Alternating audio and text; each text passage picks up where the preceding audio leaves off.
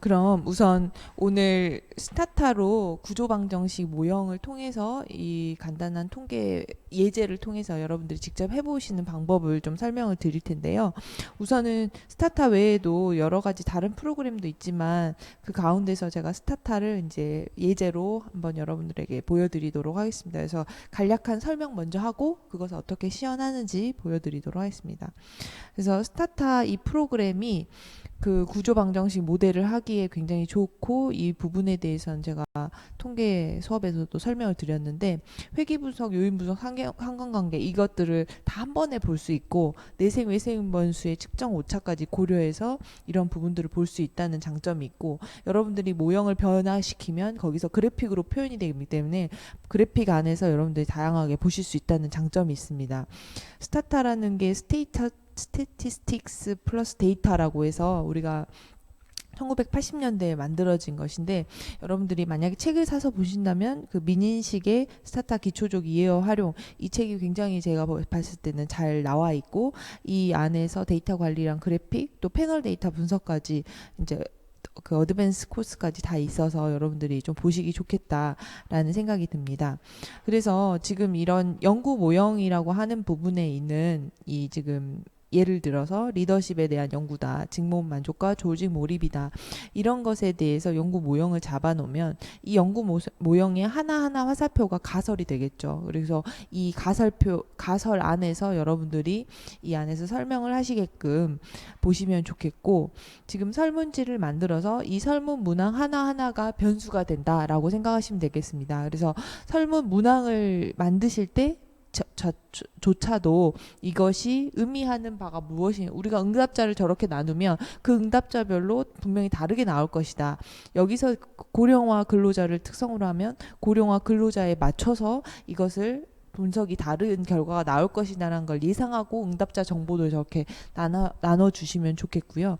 그래서 이제 설문지를 기반으로 해서 이런 엑셀 자료를 만들고, 이 안에 있는 엑셀 자료를 포팅해서 스타타 안에서 하는 방법까지 좀 우선 설명을 드리도록 하겠습니다. 그래서 스타타를 이제 먼저 구동을 시키면 이렇게 스타타 스탠다드 에디션 12.0 이렇게 나오는데, 지금 현재 12.0가 나온 것이고 이게 매년 조금씩 업데이트가 됩니다. 그래서 이 내용을 가지고 이 로 데이터에 있는 내용들을 가지고 우리가 이런 캐릭터리스틱 문자들은 여기서 이해하지 못하기 때문에 숫자 문자나 이 스트링 문자로 다 바꿔줘야 됩니다. 그래서 이러한 로 데이터를 보시면 좋겠고, 이제 이 로 데이터를 가지고 데이터 에디터라는 곳에 가서 이렇게 여러분들이 데이터 에디터 이렇게 삽입하는 장면도 이따 시연 때 보여드리도록 하겠습니다. 그래서 이렇게 데이터 에디터에 가서 우리가 이런 것들을 보여주게 되면 여기 보시면 이런 베리어블 이렇게 창이 뜹니다.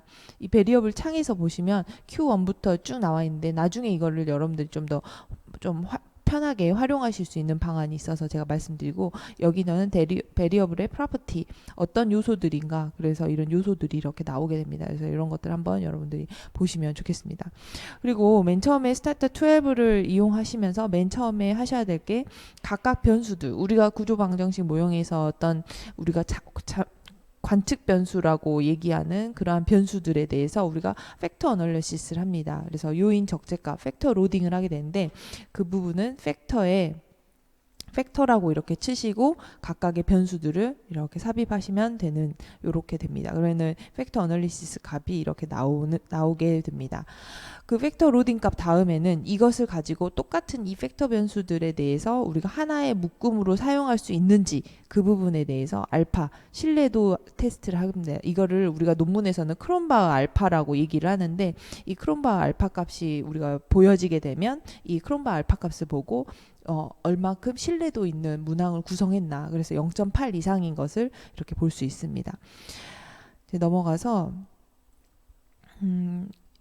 그 다음에는 이 아까 말씀드린 스트럭처 이퀘이션 모델링 안에서 SEM 빌더라는 게 있습니다. SEM 빌더에 들어가셔서 SEM 빌더에서 이러한 모형들, 지금 여기서 툴바에서 보시면 이렇게 타원형, 이렇게 렉탱글 모양, 사각형 모양, 그리고 각각의 그 구조의 선을 연결해 주는 부분, 그리고 각각의 코릴레이션 연결해 주는 거, 이렇게 무형화되게 나와 있습니다. 여러분들이 이것을 가지고 잠재 변수들을 이렇게 먼저 클래시피케이션 해주시고 그 잠재 변수들 안에 어떤 것들로 관측이 되어지는가 관측 변수를 먼저 링크를 시킨 다음에 거기에서 각각의 링크를 시키시면 되는 것으로 보여지겠죠. 그리고 여기에서 아까 이 하나하나가 다 가설이라고 말씀을 드렸습니다. 그래서 가설에 대해서 링크를 걸어주신 다음에 그 링크된 부분을 가지고 여러분들이 런을 해주시면 엑서큐션을 해주시면 되는데 이제 이 엑서큐션 해주시면서 여러 가지 오류가 발생하고 거기서 잘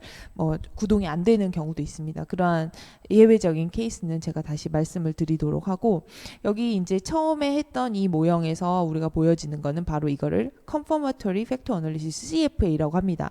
컨펌이 됐다는 거죠. 우리가 다 그것을 무엇이 어떠한 것의 잠재 변수에 우리가 구조화될 수 있는가 그런 부분이 아니라 요 하나의 잠재 변수로 이러한 관측 변수 이 하나의 관측 변수들 된 부분을 이미 컨펌했다는 CFA 어널리시스를 하는 그 모형입니다. 그래서 여러분들이 이렇게 구조를 모형을 바로 그래픽으로 여기 안에서 쳐줄 수 있다는 점이 이제 장점이고요. 그리고 이제 또 보시면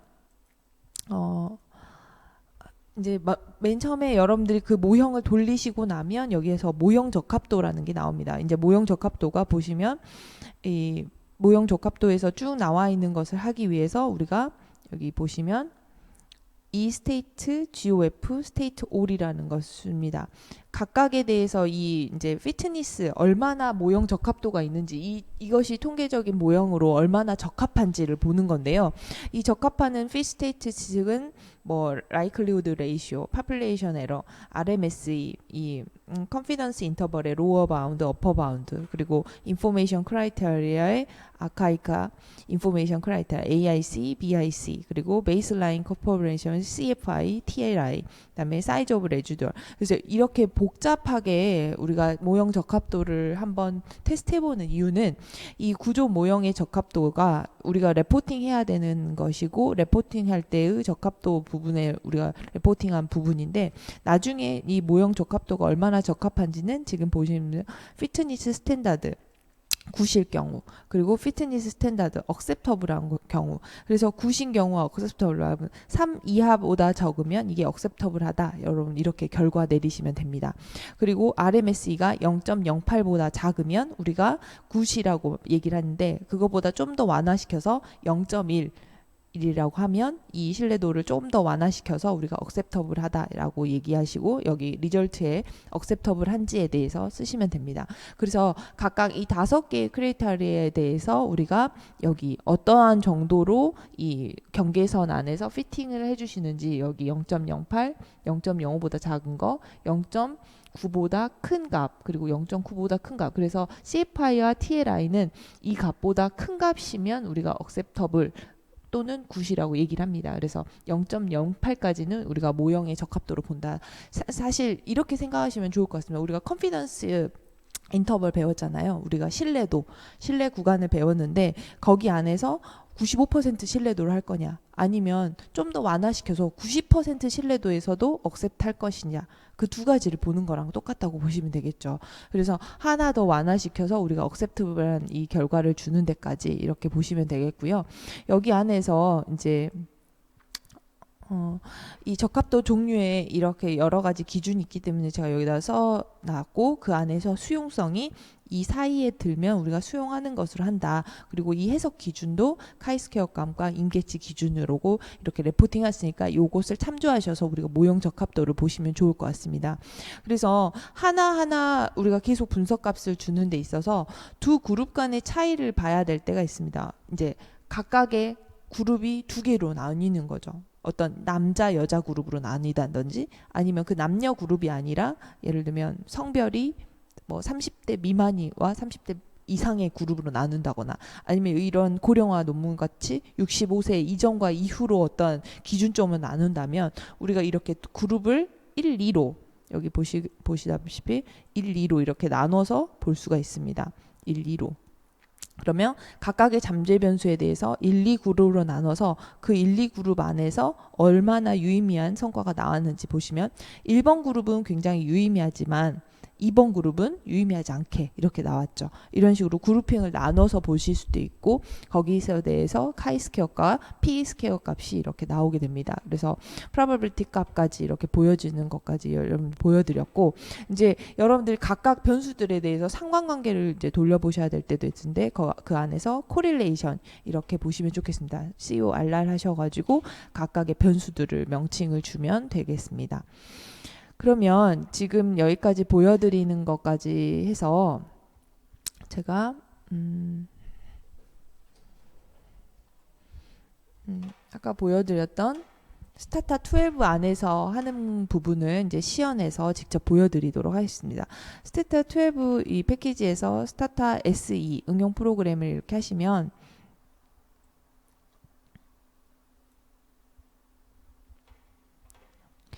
여기서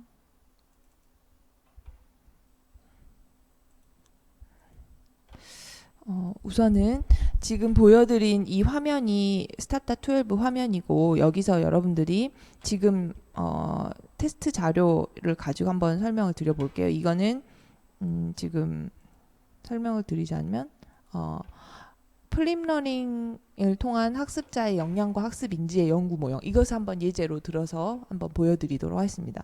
그래서 보시면 여기 학습자의 역량이라는 잠재 변수가 있고 플립러닝의 사전 기대 효과라는 것이 있고 또 플립러닝의 사후 만족도라는 것이 있겠죠. 그래서 세 개의 잠재 변수가 있고 이 각각의 링크가 얘기하는 것은 학습자의 역량이 사전 기대 효과에 미치는 영향이 어떠할 것이다 라는 것을 가설로 세운 것이죠.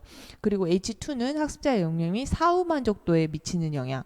그런데 기대 효과가 높은 사람이 또 사후 만족도도 높았느냐 이것을 보는 H3까지 이렇게 세 가지로 되어 있습니다. 그래서 여기 지금 보여지는 이 세 가지의 잠재 변수를 가지고 여기 이 논문에서는 학습자의 역량을 가지고 학습 지향성, 학습 관리, 피드백 관리, 협력 학습, 지식 확장이라는 이러한 각각의 변수화 시켰습니다. 이 변수에 대한 변수명도 여기 나와 있죠. 그러면 이러한 모형을 그 구조 방정식 모형에서 그린다. 한번 그려보도록 하겠습니다. 여기서부터 좀 잘 보셨으면 좋겠는데 여기 보시면 이제 파일 이 안에 들어가서 뭐 do 파일이나 view 파일이나 import 하는 방법, export 하는 방법, 이 엑셀에서 직접 가져오는 방법도 있겠고요. 이제 여러분들 여기 안에서 데이터 에디터라는 것이 있습니다. 여기 데이터 에디터 클릭하시면 이 데이터 에디터에 나와 있는 내용을 가지고 지금 여기 있는 자료